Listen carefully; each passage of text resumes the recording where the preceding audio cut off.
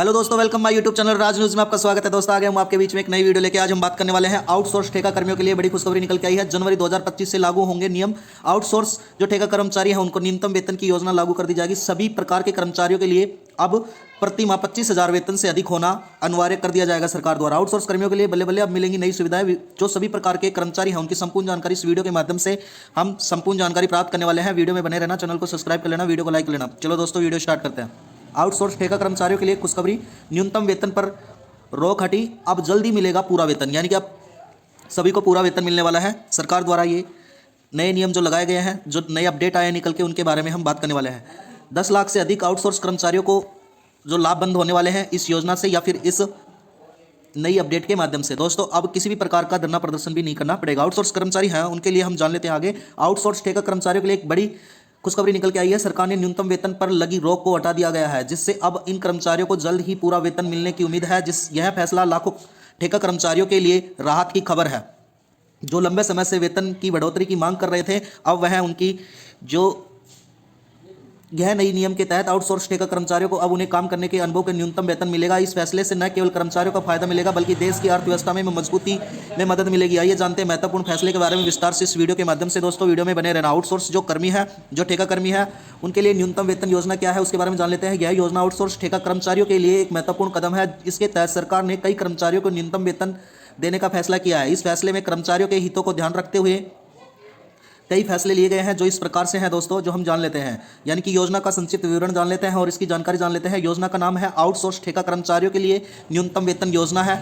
और जो लाभार्थी है जिसमें आउटसोर्स ठेका कर्मी और यानी कि संविदा कर्मी सभी प्रकार के कर्मचारी होंगे। उद्देश्य है ठेका कर्मचारियों को उचित वेतन प्रदान कराना। यह सरकार का उद्देश्य है। लागू होने की तिथि जो है 1 अप्रैल 2025 रखी गई है। दोस्तों, न्यूनतम वेतन क्षेत्र एवं कौशल विकास के अनुसार अलग अलग हो सकता है। लाभार्थी यानी कि आर्थिक सुरक्षा, बेहतर जीवन स्तर होगा। आवेदन प्रक्रिया ऑनलाइन और ऑफलाइन दोनों माध्यम से आप कर सकते हैं, जिसके लिए आवश्यक दस्तावेज Aadhaar card, PAN card, bank passbook विवरण आदि होना जरूरी है। न्यूनतम वेतन का महत्व है, यानी कि न्यूनतम वेतन कर्मचारियों के लिए महत्वपूर्ण है कि वह अपने एक सम्मानजनक जीवन जीने के लिए मदद कर सके। न्यूनतम वेतन में कुछ मुख्य फायदे होने वाले हैं कर्मचारियों को, जो हम जान लेते हैं। यानी कि दोस्तों, अगर आपका न्यूनतम वेतन मिलना स्टार्ट हो जाएगा तो आर्थिक सुरक्षा, यह कर्मचारियों को आर्थिक सुरक्षा प्रदान करेगा और उनके जीवन स्तर में सुधार, यानी कि दूसरा हमारा पॉइंट है, उनके जीवन स्तर में भी सुधार आएगा।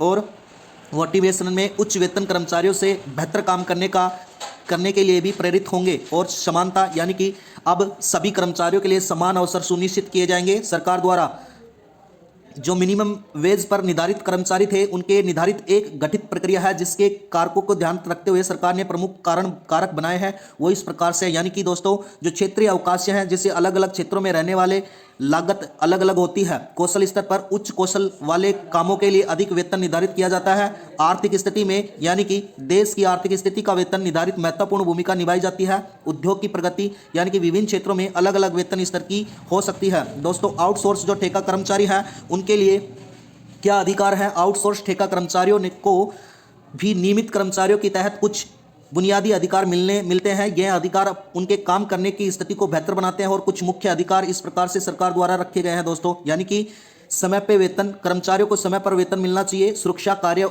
वातावरण, यानी कि कार्यस्थल की सुरक्षा सुनिश्चित होनी चाहिए। अवकाश में कर्मचारियों के नियमानुसार अवकाश मिलना भी जरूरी है दोस्तों। सामाजिक सुरक्षा, यानी कि बीमा और पेंशन जैसी सुरक्षा प्रदान की जाती है दोस्तों। उसके अलावा हम आगे जान लेते हैं कॉन्ट्रैक्ट वर्कर्स के लिए नए नियम जो लगाए गए हैं। कॉन्ट्रैक्ट वर्कर्स के लिए जो नए नियम लगाए हैं, सरकार ने कॉन्ट्रैक्ट वर्कर्स के लिए कुछ नए नियम बनाए हैं। यह नियम उनके हितों को रक्षा करते हुए महत्वपूर्ण नियम है, जो इस प्रकार से हैं दोस्तों। यानी कि निम्नलिखित अनुबंध, यानी कि हर कर्मचारी के पास एक नियमित अनुबंध होना जरूरी है। यानी कि समान काम समान वेतन, यानी कि समान काम के लिए समान वेतन का प्रावधान भी रखा गया है नियम के अनुसार। और ओवर टाइम भुगतान, यानी कि अगर कोई कर्मचारी ओवर टाइम करता है तो अतिरिक्त काम करने के लिए उचित भुगतान भी दिया जाएगा। और शिकायत निवारण में कर्मचारियों के शिकायतों का निवारण की व्यवस्था भी रखी गई है इन नियमों के तहत। और यानी कि योजना का कार्यान्वयन क्या है।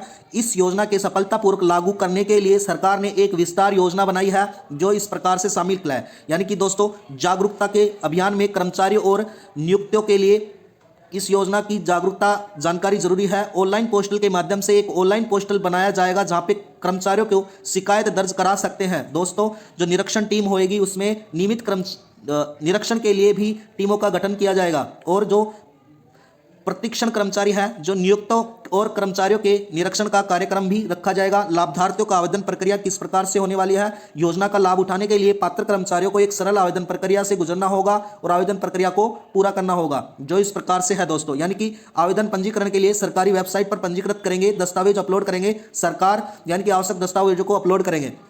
आवेदन जमा यानी कि पूरा आवेदन भरने के बाद फॉर्म को जमा करवा देंगे और सत्यापन करेंगे। अधिकारियों द्वारा आवेदन का सत्यापित किया जाएगा या सत्यापन किया जाएगा और अनुमोदन क्या रहेगा? योग्यों को आवेदन को अनुमोदन भी किया जाएगा। दोस्तों, इसके बाद में सरकार की क्या भूमिका रहने वाली है इस योजना में? इस योजना में सरल बनाने के लिए सरकार की महत्वपूर्ण भूमिका है। सरकार ने कुछ महत्वपूर्ण कदम उठाए हैं जो इस प्रकार से यानी कि दोस्तों, कानूनी ढांचा यानी कि मजदूर कानूनी ढांचा तैयार किया जाएगा। निगरानी तंत्र यानी कि प्रभावी निगरानी तंत्र की भी स्थापना की जाएगी सरकार द्वारा। जागरूकता के लिए सरकार को कर्मचारी एवं जो नियुक्तिकरण जो कर्मचारी हैं उनकी जागरूकता भी फैलाने का काम करेगी सरकार। और विवाद समाधान यानी कि किसी प्रकार के विवादों को स्वत्रित समाधान की व्यवस्था भी सरकार द्वारा की जाएगी। उसके बाद में नियुक्तों के लिए जिम्मेदारी क्या रहेगी? जो नियुक्त कर्मचारी हैं उनके लिए क्या जिम्मेदारी रहने वाली है, जिनकी क्या महत्वपूर्ण भूमिका रहेगी और क्या महत्वपूर्ण जिम्मेदारी है, उनके बारे में भी हम जान लेते हैं। यानी कि जो नियमों का पालन यानी कि सभी नियमों का पालन कड़ाई से पालन कराया जाएगा। समय का भुगतान, कर्मचारियों के समय का वेतन भी भुगतान कराया जाएगा। रिकॉर्ड करना यानी कि सभी कर्मचारियों का सही तरीके से रिकॉर्ड